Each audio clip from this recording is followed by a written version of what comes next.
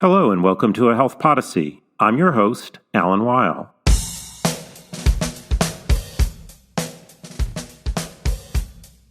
Vaccines have played a critical role in reducing mortality associated with COVID-19. Yet there are significant differences in vaccine access between higher and lower income countries. The Lancet called this phenomenon vaccine apartheid and said it led to a two-track pandemic.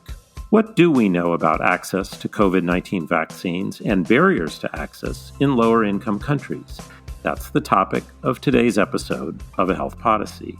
I'm here with Ashley Fox, Associate Professor in the Rockefeller College of Public Affairs and Policy at the State University of New York at Albany.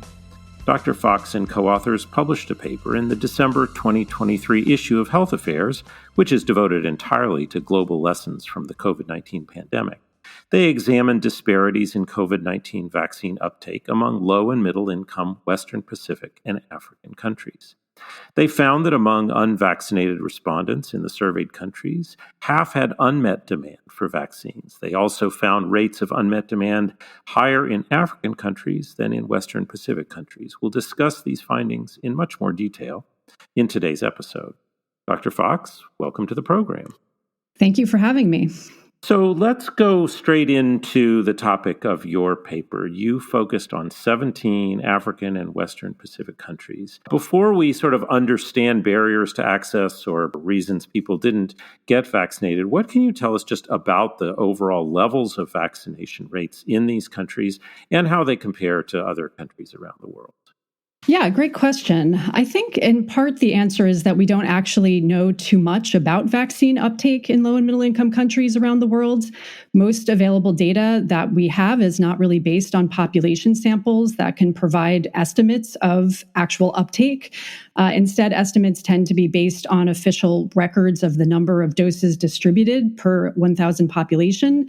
But that can't really tell you anything about who is actually getting those doses, whether they're equitably distributed within countries, or whether the same individuals, likely people who are higher income and based in urban areas, are getting multiple doses. Additionally, the studies that do exist were often conducted early on in the vaccine rollout, and so they weren't able to assess actual uptake and instead just ask about hypothetical willingness to vaccinate when the vaccines were to become available. So our survey of countries was conducted at least a year after vaccines became widely available for consumption by the general public, which provided ample time for us to look at uptake and whatever it was going to be at that point. And what we found was that uptake was exceedingly high in Western Pacific countries, near 100% in many of the Western Pacific countries we looked at. And these vaccination rates are actually higher than vaccination rates in many Western countries, especially the US, which I think is hovering around 70% for primary vaccination. But by contrast, we found that rates were exceedingly low and more variable in African countries. So specifically, whereas more than 90% of individuals in Western Pacific countries had received at least one dose of a vaccine, only about 50% of individuals in the Africa region had been vaccinated on average. The range was very high, however, in the Africa region, ranging from about a low of 27% vaccinated in Cameroon to 85% vaccinated in Uganda. So a lot of variation there. Also, large majorities of people in the Western Pacific region had received both primary vaccination and booster shots, whereas in the Africa region, very large percentages had neither received primary vaccination nor a booster shot. Only about 20% had gotten a booster shot. And across all countries, uptake of mRNA vaccines was very low. Only about 22% of the sample had received an mRNA vaccine. So your introduction to the subject raises two issues for me. One is just the data problem. We focus a lot on rates of vaccination and who gets them. And certainly in the US, we've had that conversation and tried to address it. But you're right. And if you're just counting numbers of doses, you really know very little about how to intervene. And that gets to the second issue raised by what you said, which is whenever there's variation, we're always interested in why and what are the factors and what does it mean. So that leads me to sort of where you go in the paper. You're looking at reasons for low vaccination rates, and obviously there are myriad reasons, but fundamentally you frame it around two categories of reasons. I wonder if you could just say what they are and why they serve as barriers to people getting vaccinated. Yeah, so early on in the pandemic, we were intrigued by these two very different narratives that were emerging about the factors that might constrain vaccine uptake. So on the one hand was the treatment access camp that were really concerned about how intellectual property rights agreements and vaccine nationalism would be likely to constrain access and what sort of became described as vaccine apartheid, as you mentioned. But on the other hand was the camp that was really concerned about vaccine hesitancy or the inadequate demand for vaccines. So we really wanted to try to separate out these two causes to understand how much of the issue of low uptake was ultimately due to vaccines not being made readily available to people in LMICs and how much was due to people who had access but were reluctant to take the vaccines. And LMICs, of course, are low and middle income countries. Just want to make sure everyone gets that acronym. Yep. Too many acronyms, yes, low and middle income countries. So yeah, we applied this term unmet demand to refer to people who reported that they wanted to be vaccinated, but still were not by the time of the survey.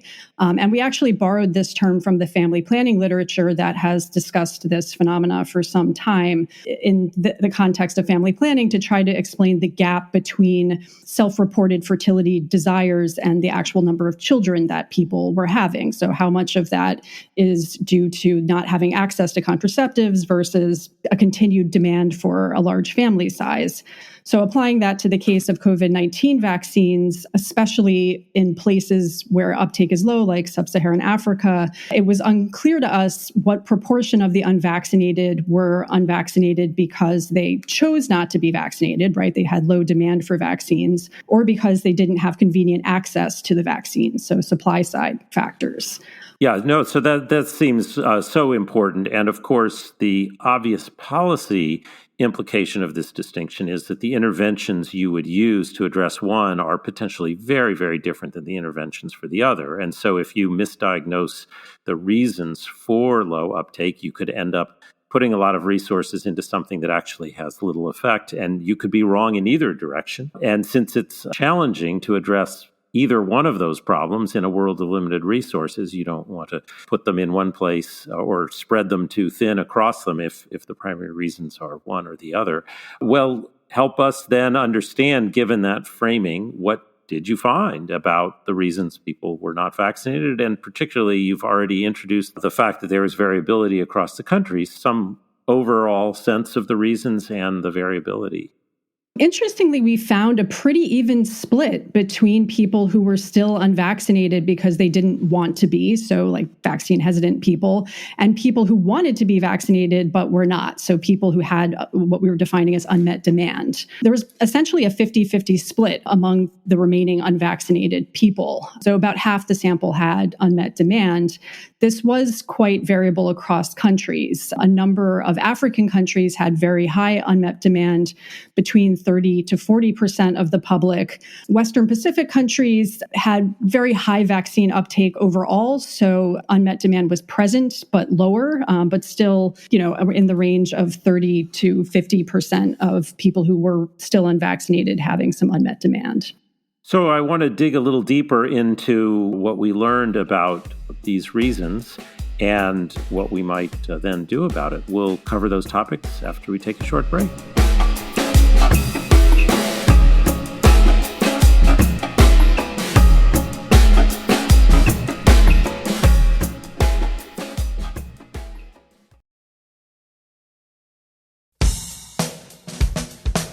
And we're back. I'm speaking with Dr. Ashley Fox about disparities in vaccine uptake in low and middle income countries. We've been discussing the variability across countries, but that overall, if you look at the reasons people were not vaccinated, you see about half of this is unmet demand, people who want a vaccine and can't get it, and the other half is people who are not interested in being vaccinated. So let's start with that second group, people who say, well, I just don't want the vaccine.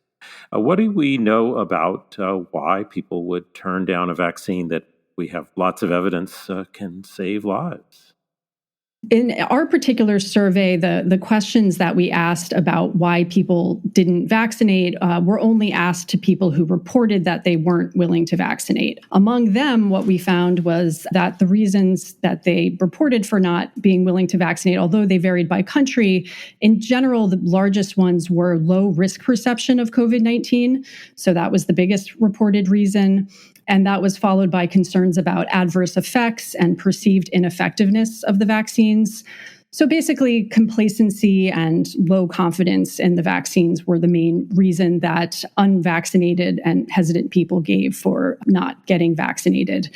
Ideally, we would have asked all unvaccinated people why they were not vaccinated to try to get a more direct sense of how much lack of availability was playing a role. So I think future studies should really make sure that they're asking these questions to everyone who's unvaccinated to really try to tease this out more. Do you have a sense, it's not the topic of your paper, but do you have a sense of whether the reasons you just mentioned align with what we know from other parts of the world? Of course, there's vaccine hesitancy. It's a global phenomenon, not just a low and middle income phenomenon. Yeah, I think, it does correspond with what other studies have found. I do think the reasons for hesitancy vary somewhat across countries, between higher income countries and lower income countries. But there are definitely commonalities in terms of people being unsure about the safety of the vaccines, the effectiveness of the vaccines. I do think the concerns about thinking that COVID is not that serious, that definitely occurs in high income countries. I actually think there's more of an element of truth to that in certain low and middle income countries, especially in sub-Saharan Africa, where death rates from COVID-19 were actually very low. Now, there's questions about how much of that is due to underreporting versus actually lower burden or lower severity of disease in the Africa region. But that may give some actual credence to why people felt like COVID was not a serious risk to them. Oh, that's very interesting. And again, as I think about the public policy side of this, the more commonality there is around the country in the reasons for hesitancy, the more we can learn globally about how to address that. But as you note, when it's rooted in part in local conditions that are real, then that is a matter that would have to be tackled differently in different parts of the world. Let's move to the unmet demand side of this, which was, of course, the other reason for people not being vaccinated. What does it mean when someone is unable to get a COVID vaccine that they would like to have?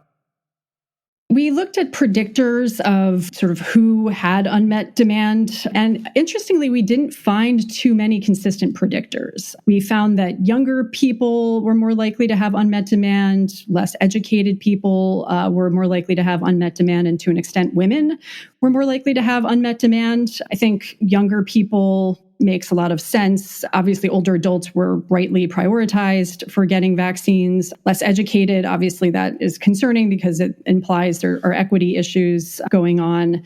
Women was a little surprising because other surveys have found that women do tend to be a bit more hesitant. Our findings showed that it sort of predicted unmet demand, which would suggest that they were willing, but just didn't have access. Surprisingly, living in a rural area was not particularly consistently associated with having greater unmet demand. And that really went against what we were anticipating. We really thought that we would find big gaps between urban areas and rural areas in terms of having unmet demand. Ideally, future studies with more targeted designs can try to get at this question a bit more, but I think at least we have started the conversation on this. And I guess I'll ask a version of the same question I asked before. And again, I apologize because this isn't really the focus of your paper. But there is, of course, unmet demand elsewhere in the world as well. Although, as we noted, access was much more limited in the part of the world you studied. Do you have a sense that those correlates with unmet demand are similar? You mentioned sort of your hypothesis had been that rural would be higher levels of unmet demand. Is that because we see that in other parts of the world, and so you assume it's true here, or is it because of things particular to this part of the world? I'm just curious what we know about that. Yeah, I mean, I think universally across countries, we find that convenience is very important for vaccine uptake. If you can get to it easily, if it's a default, and if it's not convenient, then people aren't going to do it, right? And I think even in high-income countries, that was an issue and a concern in a lot of communities. I do think it's a greater issue in low and middle income countries, which was why I was surprised we didn't find more consistent findings on that, because just getting adequate supply of vaccines to rural areas is a really big challenge in low and middle income countries. Vaccines require a cold chain, a consistent cold chain to be delivered, and many low and middle income countries still do not have full electrification in rural areas. They don't have refrigeration. They may experience electrical outages for prolonged periods of time. Roads are often quite impassable to get to rural areas, and especially in parts of sub-Saharan Africa, people live very far away from capital centers and, in places that are difficult to access. So those were the reasons that led me to think that access would be, especially unmet demand, would be higher in certain low and middle income countries. Makes sense to me. So it is an interesting finding. Well, you conclude in the paper that the findings support the need for strong healthcare infrastructure and capacity building. These are terms we often hear when people find shortcomings in health outcomes. I wonder if you could just give a little more granularity to those concepts. What is it that would be most helpful based on this work and, of course, other work you've done? Specifically, if you can think about the challenges you identified and line them up a little bit with these notions of strengthening and capacity. Sure. Yeah. I mean, I think some of the issues are the ones that I just mentioned. And, especially what we found is that in sub-Saharan African countries, there was substantial unmet demand for vaccines. We know from other research that COVAX, which was this sort of initiative to make vaccines available in low and middle income countries, that it underdelivered in terms of making vaccines available in a timely manner to low and middle income countries. High income countries practiced vaccine nationalism and hoarding. And, I think much like during the HIV treatment access movement, intellectual property rights and TRIPS agreements posed a barrier to access based on need globally. So I think we need to look at our global health systems and supply chains and how to make access more available at that level. But, as I already mentioned, some of the barriers within countries, more broadly for vaccines to be made equitably available in low and middle income countries, there are a variety of barriers to delivery of vaccines that pose additional challenges for uptake. And these include, as I mentioned, weak supply chains, especially cold chains, which are required to deliver vaccines. This was true for sort of normal vaccines, but obviously during the pandemic, these novel mRNA vaccines were developed, which actually require extraordinary temperatures to store them appropriately. As I mentioned, many low and middle income countries still lack consistent electrification and refrigeration. So this posed a real challenge for making the more effective mRNA vaccines available in low and middle income countries. So many people have also called for both, strengthening supply chains and distribution networks within countries, but also making sure that there are appropriate types of vaccines available to meet the conditions on the ground in many low and middle income countries.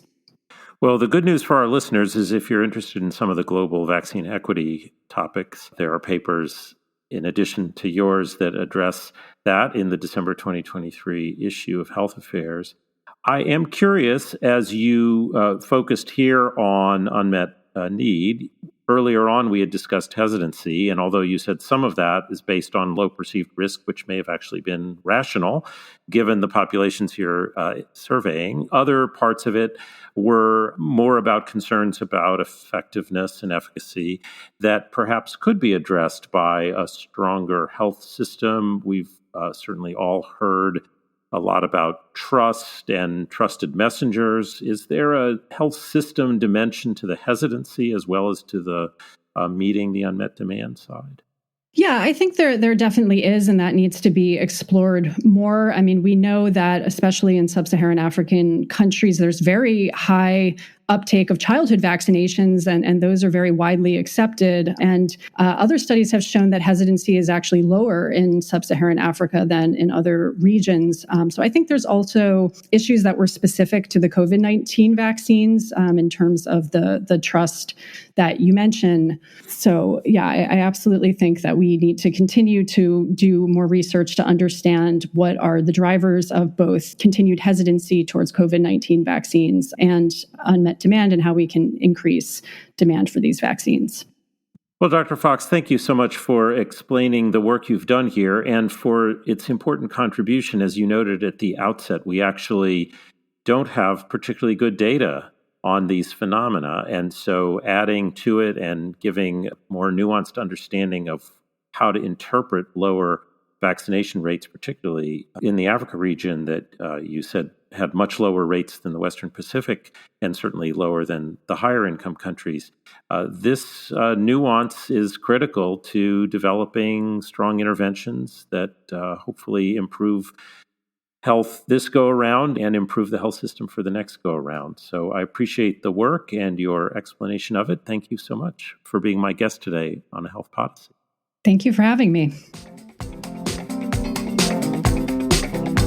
Thanks for listening. If you enjoyed today's episode, I hope you'll tell a friend about a Health Podyssey.